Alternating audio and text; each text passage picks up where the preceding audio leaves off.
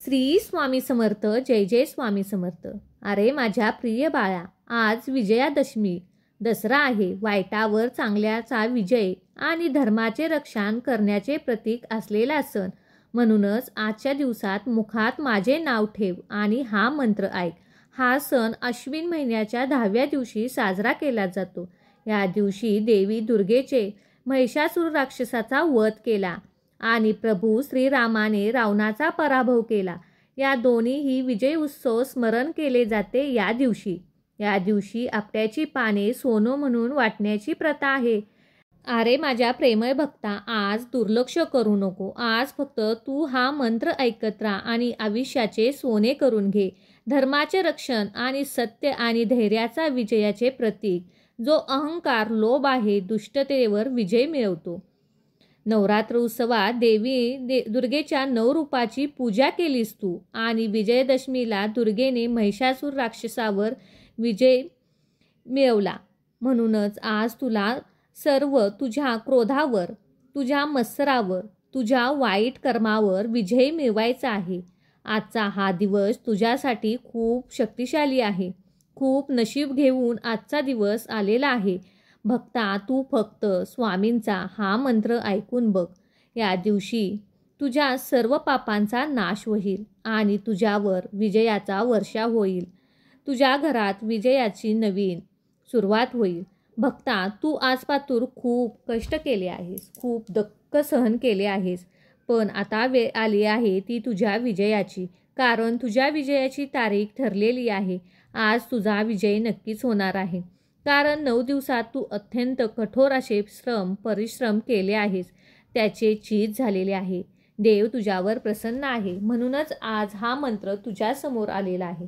आज या मंत्राकडे दुर्लक्ष करू नको.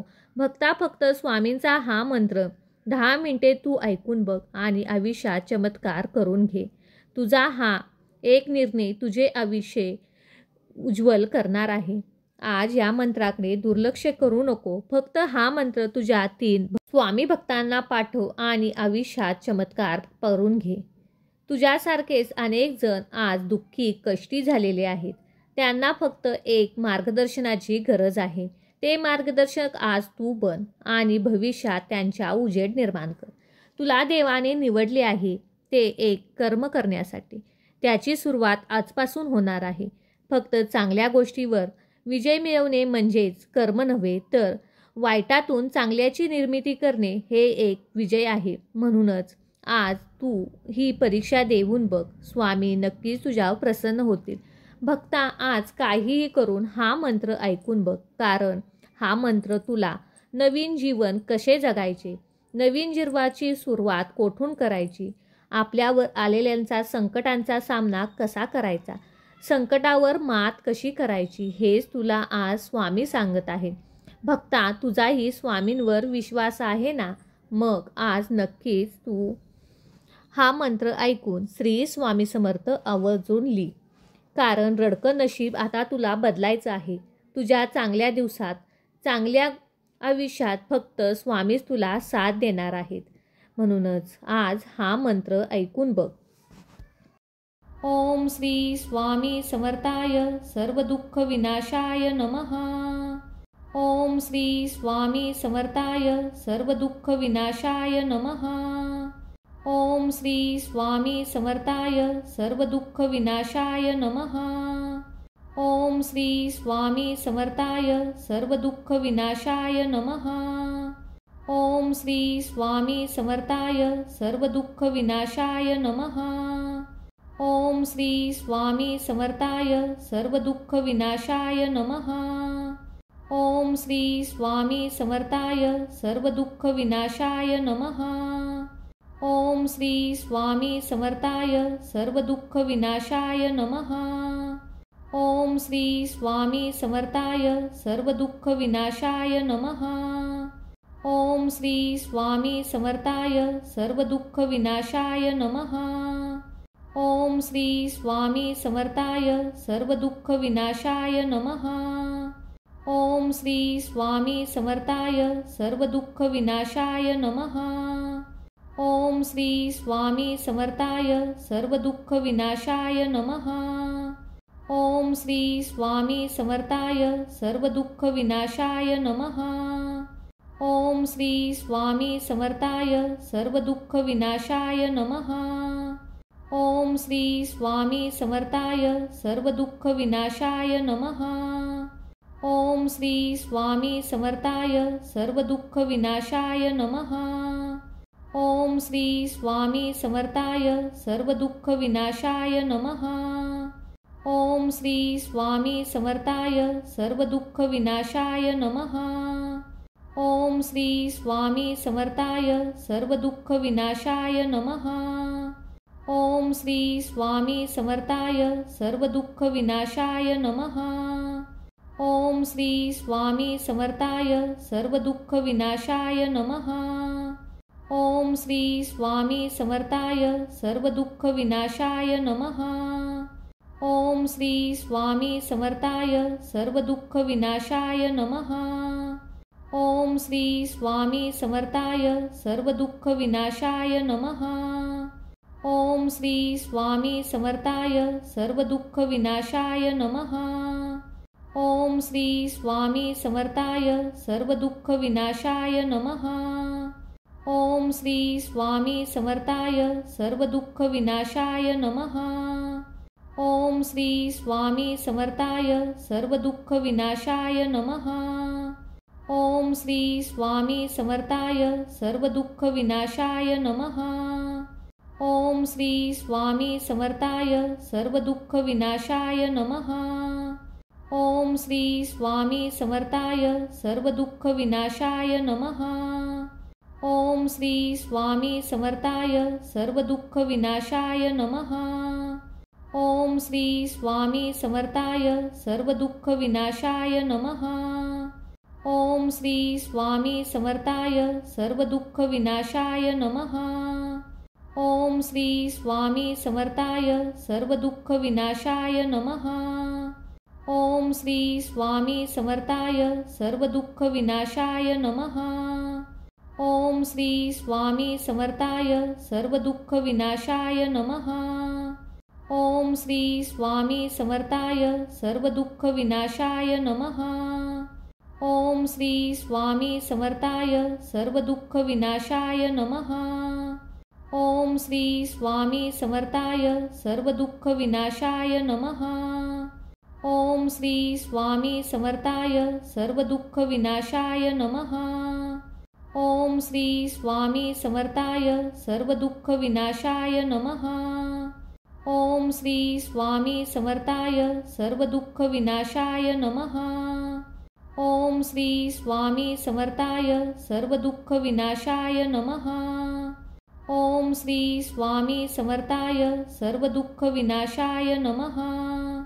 ओम श्री स्वामी समर्थाय सर्वदुःख विनाशाय नमः। ओम श्री स्वामी समर्थाय सर्वदुःख विनाशाय नमः। ओम श्री स्वामी समर्थाय सर्वदुःख विनाशाय नमः।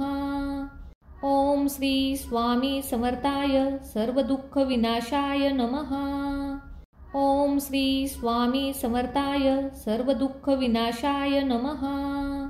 ओम श्री स्वामी समर्थाय सर्वदुःख विनाशाय नमः। ओम श्री स्वामी समर्थाय सर्वदुःख विनाशाय नमः। ओम श्री स्वामी समर्थाय सर्वदुःख विनाशाय नमः। ओम श्री स्वामी समर्थाय सर्वदुःख विनाशाय नमः। ओम श्री स्वामी समर्थाय सर्वदुःख विनाशाय नमः। ओम श्री स्वामी समर्थाय सर्वदुःख विनाशाय नमः। ओम श्री स्वामी समर्थाय सर्वदुःख विनाशाय नमः। ओम श्री स्वामी समर्थाय सर्वदुःख विनाशाय नमः। ओम श्री स्वामी समर्थाय सर्वदुःख विनाशाय नमः। ओम श्री स्वामी समर्थाय सर्वदुःख विनाशाय नमः। ओम श्री स्वामी समर्थाय सर्वदुःख विनाशाय नमः। ओम श्री स्वामी समर्थाय सर्वदुःखविनाशाय नमः। ओम श्री स्वामी समर्थाय सर्वदुःखविनाशाय नमः। ओम श्री स्वामी समर्थाय सर्वदुःखविनाशाय नमः। ओम श्री स्वामी समर्थाय सर्वदुःखविनाशाय नमः। ओम श्री स्वामी समर्थाय सर्वदुःखविनाशाय नमः। ओम श्री स्वामी समर्थाय सर्वदुःखविनाशाय नमः। ओम श्री स्वामी समर्थाय सर्वदुःखविनाशाय नमः। ओम श्री स्वामी समर्थाय सर्वदुःखविनाशाय नमः। ओम श्री स्वामी समर्थाय सर्वदुःखविनाशाय नमः। ओम श्री स्वामी समर्थाय सर्वदुःखविनाशाय नमः। ओम श्री स्वामी समर्थाय सर्वदुःखविनाशाय नमः। ओम श्री स्वामी समर्थाय सर्वदुःखविनाशाय नमः। ओम श्री स्वामी समर्थाय सर्वदुःखविनाशाय नमः। ओम श्री स्वामी समर्थाय सर्वदुःखविनाशाय नमः। ओम श्री स्वामी समर्थाय सर्वदुःखविनाशाय नमः। ओम श्री स्वामी समर्थाय सर्वदुःखविनाशाय नमः। ओम श्री स्वामी समर्थाय सर्वदुःखविनाशाय नमः। ओम श्री स्वामी समर्थाय सर्वदुःखविनाशाय नमः। ओम श्री स्वामी समर्थाय सर्वदुःखविनाशाय नमः। ओम श्री स्वामी समर्थाय सर्वदुःखविनाशाय नमः। ओम श्री स्वामी समर्थाय सर्वदुःखविनाशाय नमः। ओम श्री स्वामी समर्थाय सर्वदुःखविनाशाय नमः। ओम श्री स्वामी समर्थाय सर्वदुःखविनाशाय नमः। ओम श्री स्वामी समर्थाय सर्वदुःखविनाशाय नमः। ओम श्री स्वामी समर्थाय सर्वदुःखविनाशाय नमः। ओम श्री स्वामी समर्थाय सर्वदुःखविनाशाय नमः। ओम श्री स्वामी समर्थाय सर्वदुःखविनाशाय नमः। ओम श्री स्वामी समर्थाय सर्वदुःखविनाशाय नमः। ओम श्री स्वामी समर्थाय सर्वदुःखविनाशाय नमः। ओम श्री स्वामी समर्थाय सर्वदुःखविनाशाय नमः। ओम श्री स्वामी समर्थाय सर्वदुःखविनाशाय नमः। ओम श्री स्वामी समर्थाय सर्वदुःखविनाशाय नमः। ओम श्री स्वामी समर्थाय सर्वदुःखविनाशाय नमः। ओम श्री स्वामी समर्थाय सर्वदुःखविनाशाय नमः। ओम श्री स्वामी समर्थाय सर्वदुःखविनाशाय नमः। ओम श्री स्वामी समर्थाय सर्वदुःखविनाशाय नमः। ओम श्री स्वामी समर्थाय सर्वदुःखविनाशाय नमः। ओम श्री स्वामी समर्थाय सर्वदुःखविनाशाय नमः। ओम श्री स्वामी समर्थाय सर्वदुःखविनाशाय नमः। ओम श्री स्वामी समर्थाय सर्वदुःखविनाशाय नमः। ओम श्री स्वामी समर्थाय सर्वदुःखविनाशाय नमः। ओम श्री स्वामी समर्थाय सर्वदुःखविनाशाय नमः। ओम श्री स्वामी समर्थाय सर्वदुःखविनाशाय नमः। ओम श्री स्वामी समर्थाय सर्वदुःखविनाशाय नमः। ओम श्री स्वामी समर्थाय सर्वदुःखविनाशाय नमः। ओम श्री स्वामी समर्थाय सर्वदुःखविनाशाय नमः। ओम श्री स्वामी समर्थाय सर्वदुःखविनाशाय नमः। ओम श्री स्वामी समर्थाय सर्वदुःखविनाशाय नमः। ओम श्री स्वामी समर्थाय सर्वदुःखविनाशाय नमः। ओम श्री स्वामी समर्थाय सर्वदुःखविनाशाय नमः। ओम श्री स्वामी समर्थाय सर्वदुःखविनाशाय नमः। ओम श्री स्वामी समर्थाय सर्वदुःखविनाशाय नमः। ओम श्री स्वामी समर्थाय सर्वदुःखविनाशाय नमः। ओम श्री स्वामी समर्थाय सर्वदुःखविनाशाय नमः। ओम श्री स्वामी समर्थाय सर्वदुःखविनाशाय नमः। ओम श्री स्वामी समर्थाय सर्वदुःखविनाशाय नमः। ओम श्री स्वामी समर्थाय सर्वदुःखविनाशाय नमः। ओम श्री स्वामी समर्थाय सर्वदुःखविनाशाय नमः। ओम श्री स्वामी समर्थाय सर्वदुःखविनाशाय नमः। ओम श्री स्वामी समर्थाय सर्वदुःखविनाशाय नमः। ओम श्री स्वामी समर्थाय सर्वदुःखविनाशाय नमः। ओम श्री स्वामी समर्थाय सर्वदुःखविनाशाय नमः। ओम श्री स्वामी समर्थाय सर्वदुःखविनाशाय नमः। ओम श्री स्वामी समर्थाय सर्वदुःखविनाशाय नमः। ओम श्री स्वामी समर्थाय सर्वदुःखविनाशाय नमः। ओम श्री स्वामी समर्थाय सर्वदुःखविनाशाय नमः। ओम श्री स्वामी समर्थाय सर्वदुःखविनाशाय नमः।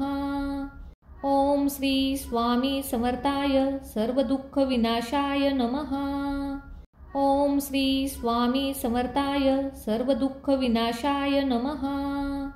ओम श्री स्वामी समर्थाय सर्वदुःखविनाशाय नमः। ओम श्री स्वामी समर्थाय सर्वदुःखविनाशाय नमः। ओम श्री स्वामी समर्थाय सर्वदुःखविनाशाय नमः। ओम श्री स्वामी समर्थाय सर्वदुःखविनाशाय नमः। ओम श्री स्वामी समर्थाय सर्वदुःखविनाशाय नमः। ओम श्री स्वामी समर्थाय सर्वदुःखविनाशाय नमः। ओम श्री स्वामी समर्थाय सर्वदुःखविनाशाय नमः।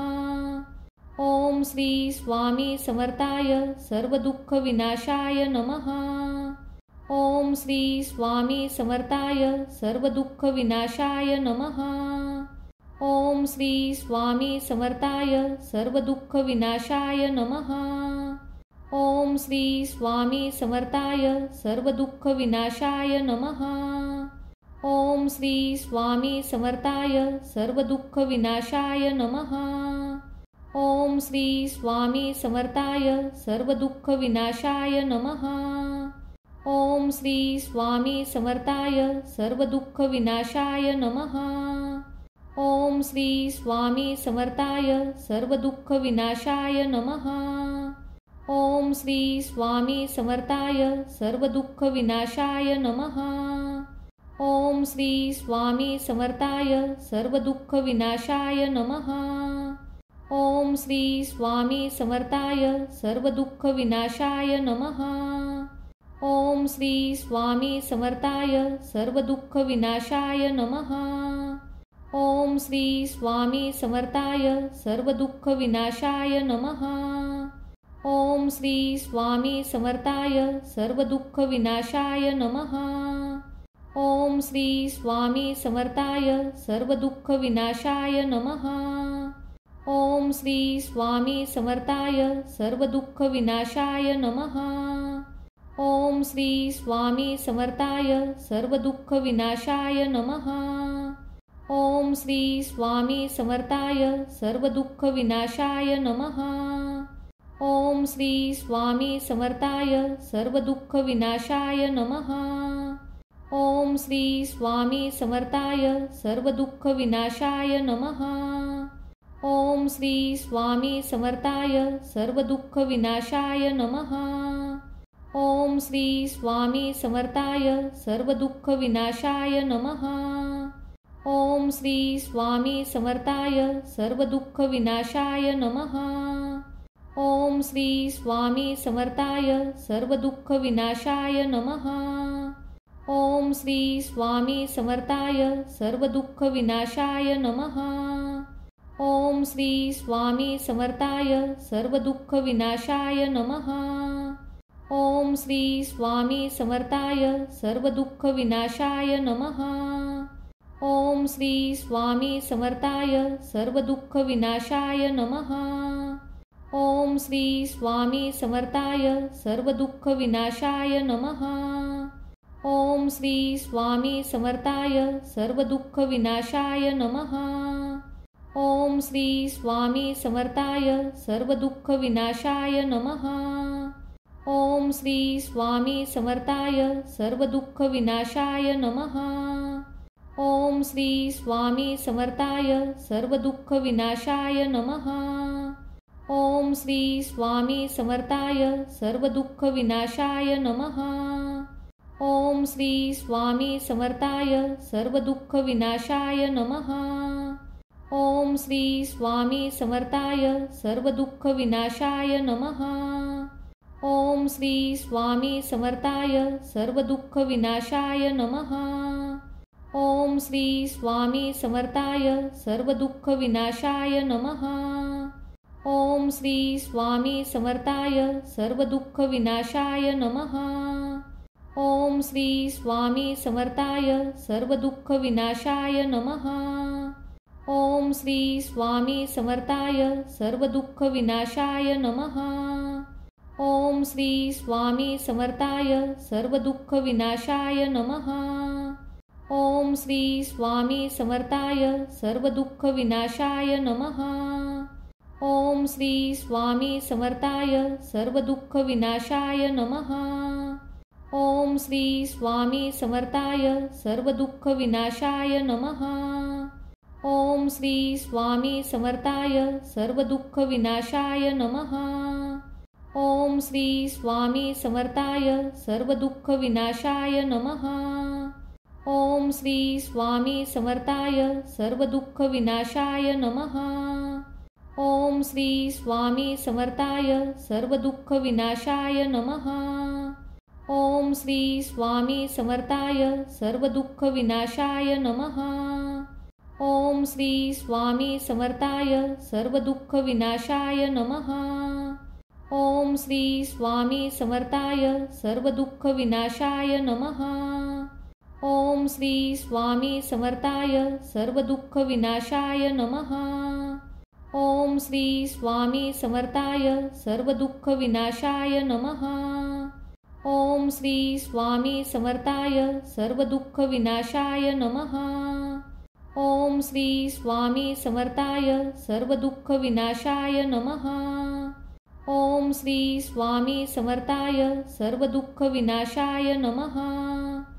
ओम श्री स्वामी समर्थाय सर्वदुःख विनाशाय नमः। ओम श्री स्वामी समर्थाय सर्वदुःख विनाशाय नमः। ओम श्री स्वामी समर्थाय सर्वदुःख विनाशाय नमः। ओम श्री स्वामी समर्थाय सर्वदुःख विनाशाय नमः। ओम श्री स्वामी समर्थाय सर्वदुःख विनाशाय नमः।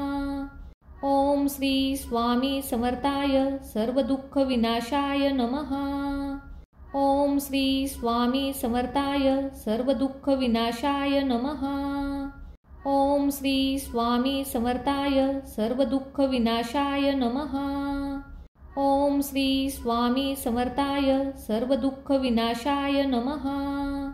ओम श्री स्वामी समर्थाय सर्वदुःख विनाशाय नमः। ओम श्री स्वामी समर्थाय सर्वदुःख विनाशाय नमः। ओम श्री स्वामी समर्थाय सर्वदुःख विनाशाय नमः।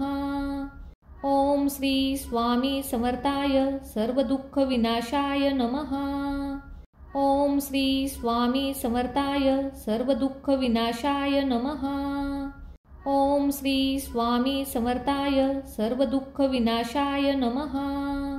ओम श्री स्वामी समर्थाय सर्वदुःख विनाशाय नमः। ओम श्री स्वामी समर्थाय सर्वदुःख विनाशाय नमः। ओम श्री स्वामी समर्थाय सर्वदुःख विनाशाय नमः। ओम श्री स्वामी समर्थाय सर्वदुःख विनाशाय नमः। ओम श्री स्वामी समर्थाय सर्वदुःख विनाशाय नमः। ओम श्री स्वामी समर्थाय सर्वदुःख विनाशाय नमः। ओम श्री स्वामी समर्थाय सर्वदुःख विनाशाय नमः। ओम श्री स्वामी समर्थाय सर्वदुःख विनाशाय नमः। ओम श्री स्वामी समर्थाय सर्वदुःख विनाशाय नमः। ओम श्री स्वामी समर्थाय सर्वदुःख विनाशाय नमः। ओम श्री स्वामी समर्थाय सर्वदुःख विनाशाय नमः। ओम श्री स्वामी समर्थाय सर्वदुःख विनाशाय नमः। ओम श्री स्वामी समर्थाय सर्वदुःख विनाशाय नमः। ओम श्री स्वामी समर्थाय सर्वदुःख विनाशाय नमः। ओम श्री स्वामी समर्थाय सर्वदुःख विनाशाय नमः। ओम श्री स्वामी समर्थाय सर्वदुःख विनाशाय नमः। ओम श्री स्वामी समर्थाय सर्वदुःख विनाशाय नमः। ओम श्री स्वामी समर्थाय सर्वदुःख विनाशाय नमः। ओम श्री स्वामी समर्थाय सर्वदुःख विनाशाय नमः। ओम श्री स्वामी समर्थाय सर्वदुःख विनाशाय नमः। ओम श्री स्वामी समर्थाय सर्वदुःख विनाशाय नमः। ओम श्री स्वामी समर्थाय सर्वदुःख विनाशाय नमः। ओम श्री स्वामी समर्थाय सर्वदुःख विनाशाय नमः। ओम श्री स्वामी समर्थाय सर्वदुःख विनाशाय नमः। ओम श्री स्वामी समर्थाय सर्वदुःख विनाशाय नमः। ओम श्री स्वामी समर्थाय सर्वदुःख विनाशाय नमः। ओम श्री स्वामी समर्थाय सर्वदुःख विनाशाय नमः। ओम श्री स्वामी समर्थाय सर्वदुःख विनाशाय नमः। ओम श्री स्वामी समर्थाय सर्वदुःख विनाशाय नमः। ओम श्री स्वामी समर्थाय सर्वदुःख विनाशाय नमः। ओम श्री स्वामी समर्थाय सर्वदुःख विनाशाय नमः। ओम श्री स्वामी समर्थाय सर्वदुःख विनाशाय नमः। ओम श्री स्वामी समर्थाय सर्वदुःख विनाशाय नमः। ओम श्री स्वामी समर्थाय सर्वदुःख विनाशाय नमः। ओम श्री स्वामी समर्थाय सर्वदुःख विनाशाय नमः। ओम श्री स्वामी समर्थाय सर्वदुःख विनाशाय नमः। ओम श्री स्वामी समर्थाय सर्वदुःख विनाशाय नमः। ओम श्री स्वामी समर्थाय सर्वदुःख विनाशाय नमः। ओम श्री स्वामी समर्थाय सर्वदुःख विनाशाय नमः। ओम श्री स्वामी समर्थाय सर्वदुःख विनाशाय नमः। ओम श्री स्वामी समर्थाय सर्वदुःख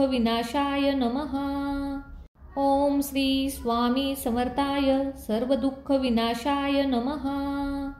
ओम श्री स्वामी समर्थाय सर्वदुःख विनाशाय नमः। ओम श्री स्वामी समर्थाय सर्वदुःख विनाशाय नमः। ओम श्री स्वामी समर्थाय सर्वदुःख विनाशाय नमः। ओम श्री स्वामी समर्थाय सर्वदुःख विनाशाय नमः। ओम श्री स्वामी समर्थाय सर्वदुःख विनाशाय नमः। ओम श्री स्वामी समर्थाय सर्वदुःख विनाशाय नमः। ओम श्री स्वामी समर्थाय सर्वदुःख विनाशाय नमः। ओम श्री स्वामी समर्थाय सर्वदुःख विनाशाय नमः। ओम श्री स्वामी समर्थाय सर्वदुःख विनाशाय नमः। ओम श्री स्वामी समर्थाय सर्वदुःख विनाशाय नमः। ओम श्री स्वामी समर्थाय सर्वदुःख विनाशाय नमः। ओम श्री स्वामी समर्थाय सर्वदुःखविनाशाय नमः। ओम श्री स्वामी समर्थाय सर्वदुःखविनाशाय नमः। ओम श्री स्वामी समर्थाय सर्वदुःखविनाशाय नमः। ओम श्री स्वामी समर्थाय सर्वदुःखविनाशाय नमः। ओम श्री स्वामी समर्थाय सर्वदुःखविनाशाय नमः। ओम श्री स्वामी समर्थाय सर्वदुःखविनाशाय नमः। ओम श्री स्वामी समर्थाय सर्वदुःखविनाशाय नमः। ओम श्री स्वामी समर्थाय सर्वदुःखविनाशाय नमः। ओम श्री स्वामी समर्थाय सर्वदुःखविनाशाय नमः। ओम श्री स्वामी समर्थाय सर्वदुःखविनाशाय नमः। ओम श्री स्वामी समर्थाय सर्वदुःखविनाशाय नमः। ओम श्री स्वामी समर्थाय सर्वदुःखविनाशाय नमः। ओम श्री स्वामी समर्थाय सर्वदुःखविनाशाय नमः। ओम श्री स्वामी समर्थाय सर्वदुःखविनाशाय नमः। ओम श्री स्वामी समर्थाय सर्वदुःखविनाशाय नमः। ओम श्री स्वामी समर्थाय सर्वदुःखविनाशाय नमः। ओम श्री स्वामी समर्थाय सर्वदुःखविनाशाय नमः।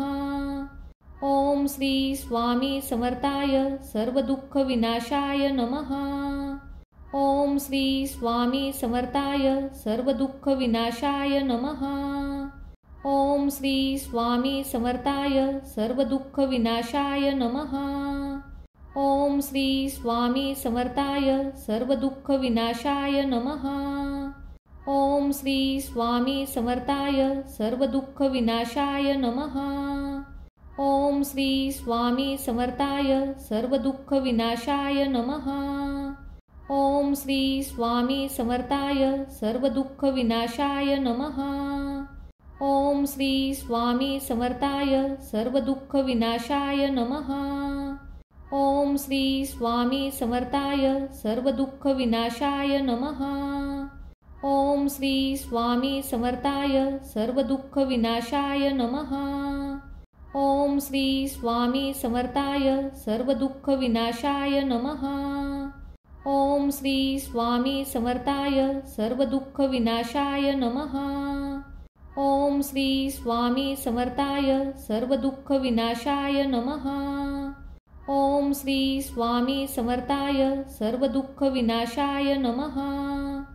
ओम श्री स्वामी समर्थाय सर्वदुःखविनाशाय नमः।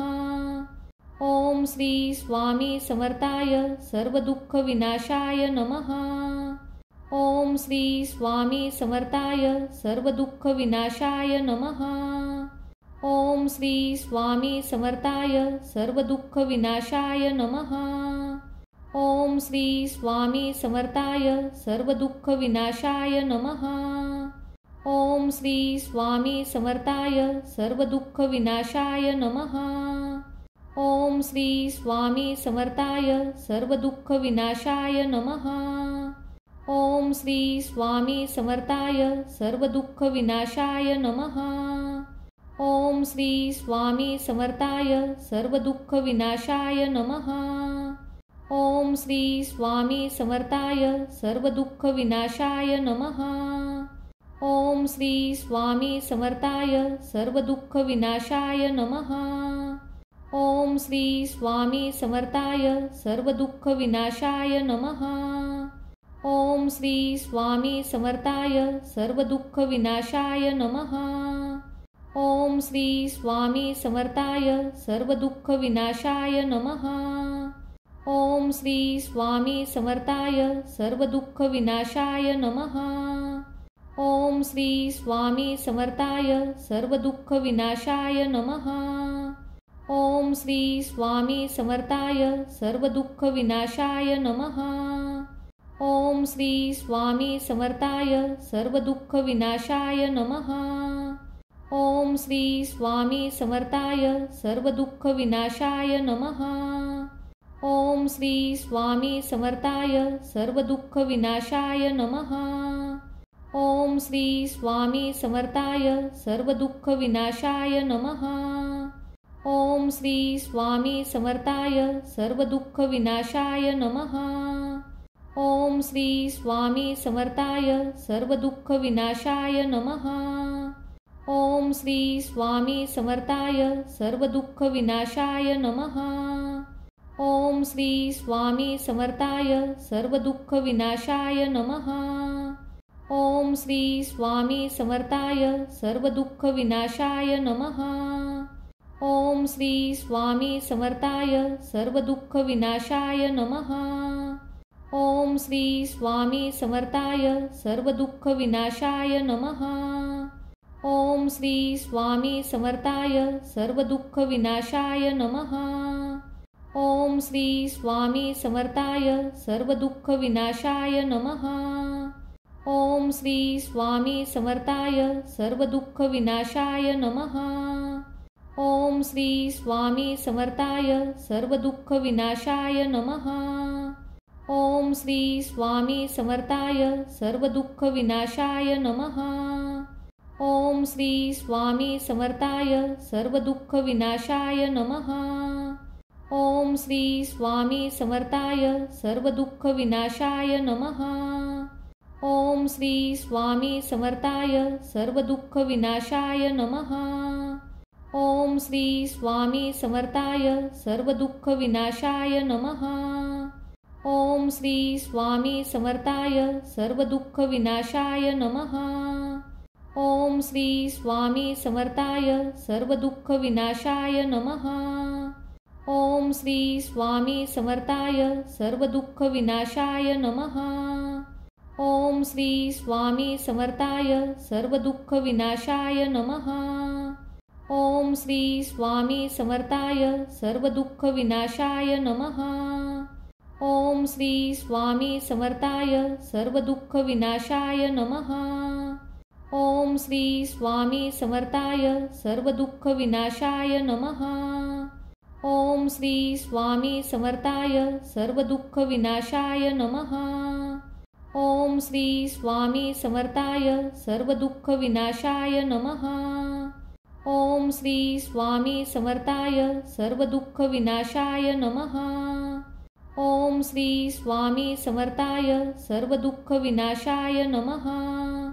ओम श्री स्वामी समर्थाय सर्वदुःखविनाशाय नमः। ओम श्री स्वामी समर्थाय सर्वदुःखविनाशाय नमः। ओम श्री स्वामी समर्थाय सर्वदुःखविनाशाय नमः। ओम श्री स्वामी समर्थाय सर्वदुःखविनाशाय नमः। ओम श्री स्वामी समर्थाय सर्वदुःखविनाशाय नमः। ओम श्री स्वामी समर्थाय सर्वदुःखविनाशाय नमः। ओम श्री स्वामी समर्थाय सर्वदुःखविनाशाय नमः। ओम श्री स्वामी समर्थाय सर्वदुःखविनाशाय नमः। ओम श्री स्वामी समर्थाय सर्वदुःखविनाशाय नमः। ओम श्री स्वामी समर्थाय सर्वदुःखविनाशाय नमः। ओम श्री स्वामी समर्थाय सर्वदुःखविनाशाय नमः। ओम श्री स्वामी समर्थाय सर्वदुःखविनाशाय नमः। ओम श्री स्वामी समर्थाय सर्वदुःखविनाशाय नमः। ओम श्री स्वामी समर्थाय सर्वदुःखविनाशाय नमः। ओम श्री स्वामी समर्थाय सर्वदुःखविनाशाय नमः। ओम श्री स्वामी समर्थाय सर्वदुःखविनाशाय नमः। ओम श्री स्वामी समर्थाय सर्वदुःखविनाशाय नमः। ओम श्री स्वामी समर्थाय सर्वदुःखविनाशाय नमः। ओम श्री स्वामी समर्थाय सर्वदुःखविनाशाय नमः। ओम श्री स्वामी समर्थाय सर्वदुःखविनाशाय नमः। ओम श्री स्वामी समर्थाय सर्वदुःखविनाशाय नमः। ओम ओम श्री स्वामी समर्थाय सर्वदुःखविनाशाय नमः। ओम श्री स्वामी समर्थाय सर्वदुःखविनाशाय नमः। ओम श्री स्वामी समर्थाय सर्वदुःखविनाशाय नमः। ओम श्री स्वामी समर्थाय सर्वदुःखविनाशाय नमः। ओम श्री स्वामी समर्थाय सर्वदुःखविनाशाय नमः। ओम श्री स्वामी समर्थाय सर्वदुःखविनाशाय नमः। ओम श्री स्वामी समर्थाय सर्वदुःखविनाशाय नमः। ओम श्री स्वामी समर्थाय सर्वदुःखविनाशाय नमः। ओम श्री स्वामी समर्थाय सर्वदुःखविनाशाय नमः। ओम श्री स्वामी समर्थाय सर्वदुःखविनाशाय नमः। ओम श्री स्वामी समर्थाय सर्वदुःखविनाशाय नमः। ओम श्री स्वामी समर्थाय सर्वदुःखविनाशाय नमः। ओम श्री स्वामी समर्थाय सर्वदुःखविनाशाय नमः। ओम श्री स्वामी समर्थाय सर्वदुःखविनाशाय नमः। ओम श्री स्वामी समर्थाय सर्वदुःखविनाशाय नमः। ओम श्री स्वामी समर्थाय सर्वदुःखविनाशाय नमः। ओम श्री स्वामी समर्थाय सर्वदुःखविनाशाय नमः। ओम श्री स्वामी समर्थाय सर्वदुःखविनाशाय नमः। ओम श्री स्वामी समर्थाय सर्वदुःखविनाशाय नमः। ओम श्री स्वामी समर्थाय सर्वदुःखविनाशाय नमः। ओम श्री स्वामी समर्थाय सर्वदुःखविनाशाय नमः। ओम श्री स्वामी समर्थाय सर्वदुःखविनाशाय नमः। ओम श्री स्वामी समर्थाय सर्वदुःखविनाशाय नमः। ओम श्री स्वामी समर्थाय सर्वदुःखविनाशाय नमः। ओम श्री स्वामी समर्थाय सर्वदुःखविनाशाय नमः। ओम श्री स्वामी समर्थाय सर्वदुःखविनाशाय नमः। ओम श्री स्वामी समर्थाय सर्वदुःखविनाशाय नमः। ओम श्री स्वामी समर्थाय सर्वदुःखविनाशाय नमः। ओम श्री स्वामी समर्थाय सर्वदुःखविनाशाय नमः। ओम श्री स्वामी समर्थाय सर्वदुःखविनाशाय नमः। ओम श्री स्वामी समर्थाय सर्वदुःखविनाशाय नमः। ओम श्री स्वामी समर्थाय सर्वदुःखविनाशाय नमः। ओम श्री स्वामी समर्थाय सर्वदुःखविनाशाय नमः। ओम श्री स्वामी समर्थाय सर्वदुःखविनाशाय नमः।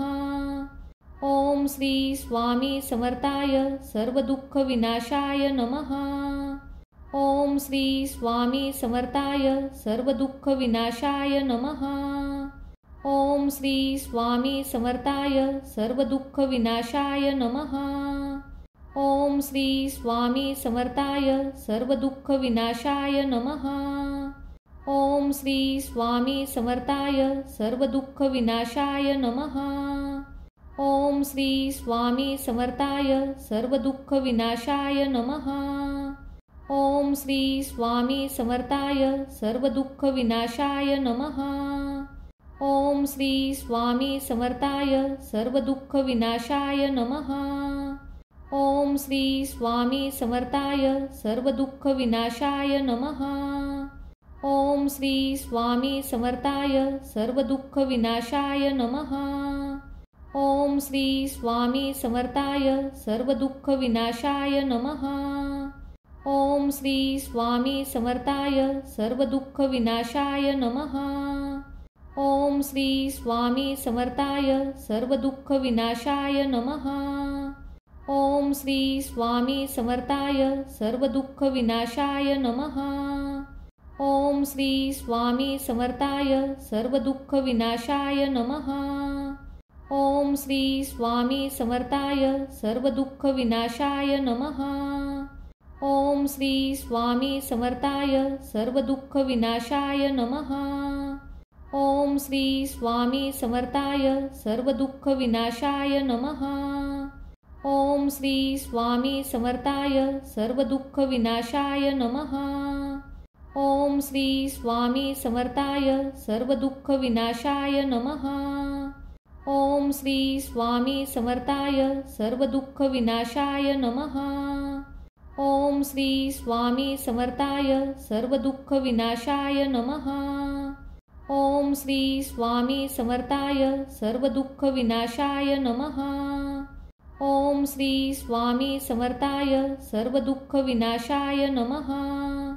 ओम श्री स्वामी समर्थाय सर्वदुःखविनाशाय नमः। ओम श्री स्वामी समर्थाय सर्वदुःखविनाशाय नमः। ओम श्री स्वामी समर्थाय सर्वदुःखविनाशाय नमः। ओम श्री स्वामी समर्थाय सर्वदुःखविनाशाय नमः।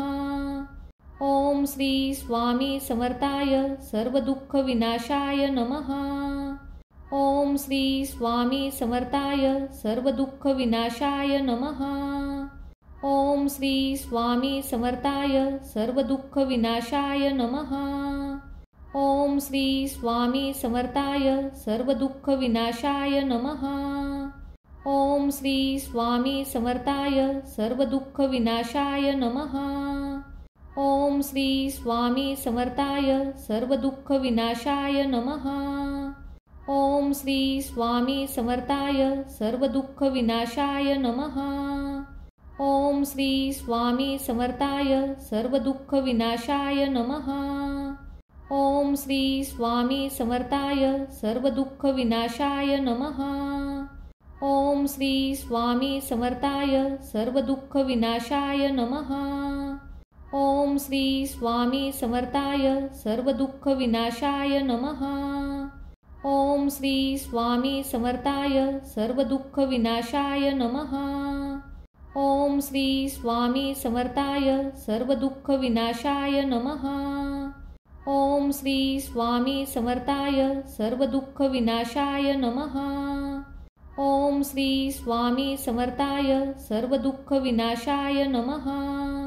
ओम श्री स्वामी समर्थाय सर्वदुःखविनाशाय नमः। ओम श्री स्वामी समर्थाय सर्वदुःखविनाशाय नमः। ओम श्री स्वामी समर्थाय सर्वदुःखविनाशाय नमः। ओम श्री स्वामी समर्थाय सर्वदुःखविनाशाय नमः। ओम श्री स्वामी समर्थाय सर्वदुःखविनाशाय नमः। ओम श्री स्वामी समर्थाय सर्वदुःखविनाशाय नमः। ओम श्री स्वामी समर्थाय सर्वदुःखविनाशाय नमः। ओम श्री स्वामी समर्थाय सर्वदुःखविनाशाय नमः। ओम श्री स्वामी समर्थाय सर्वदुःखविनाशाय नमः। ओम श्री स्वामी समर्थाय सर्वदुःखविनाशाय नमः। ओम श्री स्वामी समर्थाय सर्वदुःखविनाशाय नमः। ओम श्री स्वामी समर्थाय सर्वदुःखविनाशाय नमः। ओम श्री स्वामी समर्थाय सर्वदुःखविनाशाय नमः। ओम श्री स्वामी समर्थाय सर्वदुःखविनाशाय नमः। ओम श्री स्वामी समर्थाय सर्वदुःखविनाशाय नमः। ओम श्री स्वामी समर्थाय सर्वदुःखविनाशाय नमः। ओम श्री स्वामी समर्थाय सर्वदुःखविनाशाय नमः। ओम श्री स्वामी समर्थाय सर्वदुःखविनाशाय नमः। ओम श्री स्वामी समर्थाय सर्वदुःखविनाशाय नमः। ओम श्री स्वामी समर्थाय सर्वदुःखविनाशाय नमः। ओम श्री स्वामी समर्थाय सर्वदुःखविनाशाय नमः। ओम श्री स्वामी समर्थाय सर्वदुःखविनाशाय नमः। ओम श्री स्वामी समर्थाय सर्वदुःखविनाशाय नमः। ओम श्री स्वामी समर्थाय सर्वदुःख विनाशाय नमः। ओम श्री स्वामी समर्थाय सर्वदुःख विनाशाय नमः। ओम श्री स्वामी समर्थाय सर्वदुःख विनाशाय नमः। ओम श्री स्वामी समर्थाय सर्वदुःख विनाशाय नमः। ओम श्री स्वामी समर्थाय सर्वदुःख विनाशाय नमः। ओम श्री स्वामी समर्थाय सर्वदुःख विनाशाय नमः। ओम श्री स्वामी समर्थाय सर्वदुःख विनाशाय नमः। ओम श्री स्वामी समर्थाय सर्वदुःख विनाशाय नमः। ओम श्री स्वामी समर्थाय सर्वदुःख विनाशाय नमः। ओम श्री स्वामी समर्थाय सर्वदुःख विनाशाय नमः। ओम श्री स्वामी समर्थाय सर्वदुःख विनाशाय नमः। ओम श्री स्वामी समर्थाय सर्वदुःख विनाशाय नमः। ओम श्री स्वामी समर्थाय सर्वदुःख विनाशाय नमः। ओम श्री स्वामी समर्थाय सर्वदुःख विनाशाय नमः। ओम श्री स्वामी समर्थाय सर्वदुःख विनाशाय नमः। ओम श्री स्वामी समर्थाय सर्वदुःख विनाशाय नमः।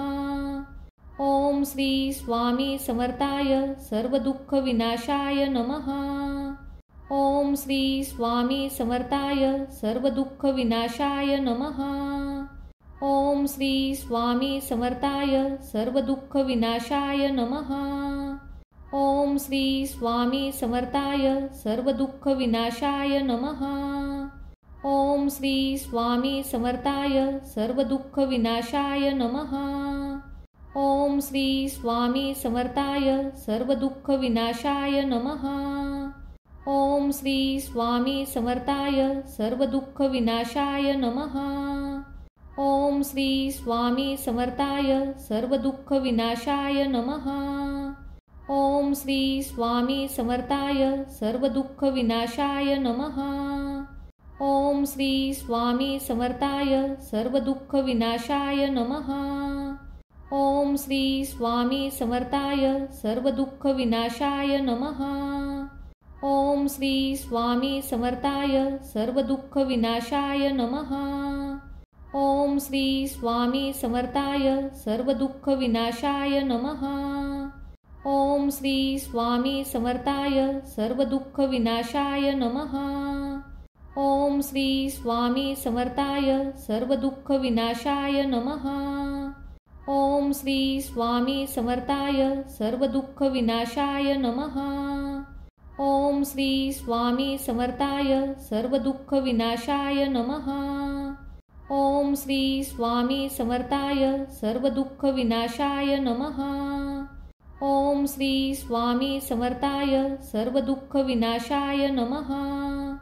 ओम श्री स्वामी समर्थाय सर्वदुःख विनाशाय नमः। ओम श्री स्वामी समर्थाय सर्वदुःख विनाशाय नमः। ओम श्री स्वामी समर्थाय सर्वदुःख विनाशाय नमः।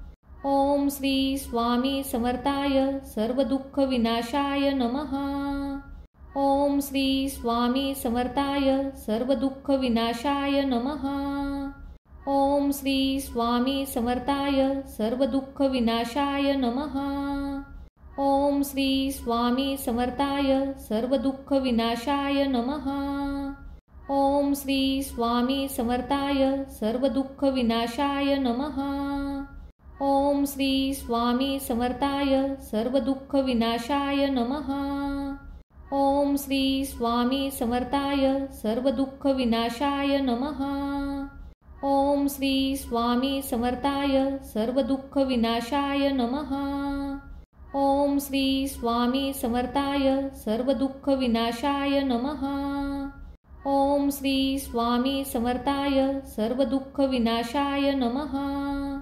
ओम श्री स्वामी समर्थाय सर्वदुःख विनाशाय नमः। ओम श्री स्वामी समर्थाय सर्वदुःख विनाशाय नमः। ओम श्री स्वामी समर्थाय सर्वदुःख विनाशाय नमः। ओम श्री स्वामी समर्थाय सर्वदुःख विनाशाय नमः। ओम श्री स्वामी समर्थाय सर्वदुःख विनाशाय नमः। ओम श्री स्वामी समर्थाय सर्वदुःख विनाशाय नमः। ओम श्री स्वामी समर्थाय सर्वदुःख विनाशाय नमः। ओम श्री स्वामी समर्थाय सर्वदुःख विनाशाय नमः। ओम श्री स्वामी समर्थाय सर्वदुःख विनाशाय नमः। ओम श्री स्वामी समर्थाय सर्वदुःख विनाशाय नमः। ओम श्री स्वामी समर्थाय सर्वदुःख विनाशाय नमः। ओम श्री स्वामी समर्थाय सर्वदुःख विनाशाय नमः। ओम श्री स्वामी समर्थाय सर्वदुःख विनाशाय नमः। ओम श्री स्वामी समर्थाय सर्वदुःख विनाशाय नमः। ओम श्री स्वामी समर्थाय सर्वदुःख विनाशाय नमः। ओम श्री स्वामी समर्थाय सर्वदुःख विनाशाय नमः। ओम श्री स्वामी समर्थाय सर्वदुःख विनाशाय नमः। ओम श्री स्वामी समर्थाय सर्वदुःख विनाशाय नमः। ओम श्री स्वामी समर्थाय सर्वदुःख विनाशाय नमः। ओम श्री स्वामी समर्थाय सर्वदुःख विनाशाय नमः। ओम श्री स्वामी समर्थाय सर्वदुःख विनाशाय नमः। ओम श्री स्वामी समर्थाय सर्वदुःख विनाशाय नमः। ओम श्री स्वामी समर्थाय सर्वदुःख विनाशाय नमः। ओम श्री स्वामी समर्थाय सर्वदुःख विनाशाय नमः। ओम श्री स्वामी समर्थाय सर्वदुःख विनाशाय नमः। ओम श्री स्वामी समर्थाय सर्वदुःख विनाशाय नमः।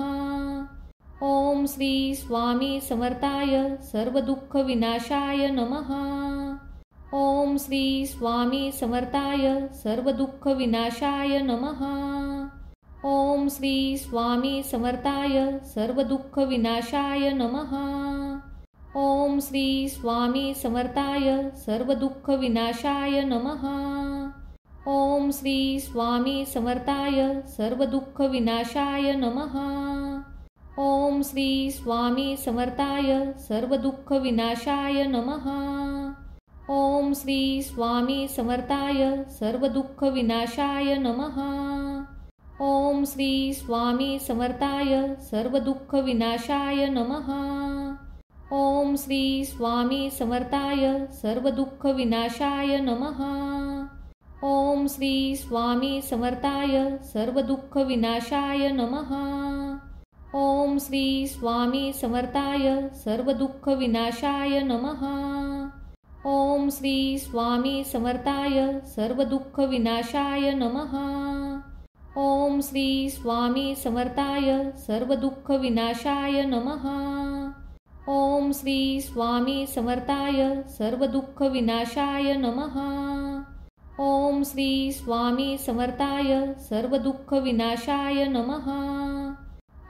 श्री स्वामी समर्थाय सर्वदुःख विनाशाय नमः। ओम श्री स्वामी समर्थाय सर्वदुःख विनाशाय नमः। ओम श्री स्वामी समर्थाय सर्वदुःख विनाशाय नमः। ओम श्री स्वामी समर्थाय सर्वदुःख विनाशाय नमः। ओम श्री स्वामी समर्थाय सर्वदुःख विनाशाय नमः। ओम श्री स्वामी समर्थाय सर्वदुःख विनाशाय नमः। ओम श्री स्वामी समर्थाय सर्वदुःख विनाशाय नमः। ओम श्री स्वामी समर्थाय सर्वदुःख विनाशाय नमः। ओम श्री स्वामी समर्थाय सर्वदुःख विनाशाय नमः। ओम श्री स्वामी समर्थाय सर्वदुःख विनाशाय नमः। ओम श्री स्वामी समर्थाय सर्वदुःख विनाशाय नमः। ओम श्री स्वामी समर्थाय सर्वदुःख विनाशाय नमः। ओम श्री स्वामी समर्थाय सर्वदुःख विनाशाय नमः। ओम श्री स्वामी समर्थाय सर्वदुःख विनाशाय नमः। ओम श्री स्वामी समर्थाय सर्वदुःख विनाशाय नमः। ओम श्री स्वामी समर्थाय सर्वदुःख विनाशाय नमः। ओम श्री स्वामी समर्थाय सर्वदुःख विनाशाय नमः। ओम श्री स्वामी समर्थाय सर्वदुःख विनाशाय नमः। ओम श्री स्वामी समर्थाय सर्वदुःख विनाशाय नमः। ओम श्री स्वामी समर्थाय सर्वदुःख विनाशाय नमः। ओम श्री स्वामी समर्थाय सर्वदुःख विनाशाय नमः। ओम श्री स्वामी समर्थाय सर्वदुःख विनाशाय नमः। ओम श्री स्वामी समर्थाय सर्वदुःख विनाशाय नमः। ओम श्री स्वामी समर्थाय सर्वदुःख विनाशाय नमः। ओम श्री स्वामी समर्थाय सर्वदुःख विनाशाय नमः। ओम श्री स्वामी समर्थाय सर्वदुःख विनाशाय नमः। ओम श्री स्वामी समर्थाय सर्वदुःख विनाशाय नमः। ओम श्री स्वामी समर्थाय सर्वदुःख विनाशाय नमः। ओम श्री स्वामी समर्थाय सर्वदुःख विनाशाय नमः।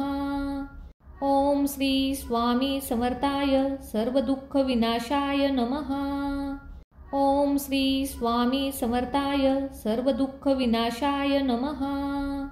ओम श्री स्वामी समर्थाय सर्वदुःख विनाशाय नमः। ओम श्री स्वामी समर्थाय सर्वदुःख विनाशाय नमः। ओम श्री स्वामी समर्थाय सर्वदुःख विनाशाय नमः। ओम श्री स्वामी समर्थाय सर्वदुःख विनाशाय नमः। ओम श्री स्वामी समर्थाय सर्वदुःख विनाशाय नमः। ओम श्री स्वामी समर्थाय सर्वदुःख विनाशाय नमः। ओम श्री स्वामी समर्थाय सर्वदुःख विनाशाय नमः। ओम श्री स्वामी समर्थाय सर्वदुःख विनाशाय नमः। ओम श्री स्वामी समर्थाय सर्वदुःख विनाशाय नमः। ओम श्री स्वामी समर्थाय सर्वदुःख विनाशाय नमः। ओम श्री स्वामी समर्थाय सर्वदुःख विनाशाय नमः। ओम श्री स्वामी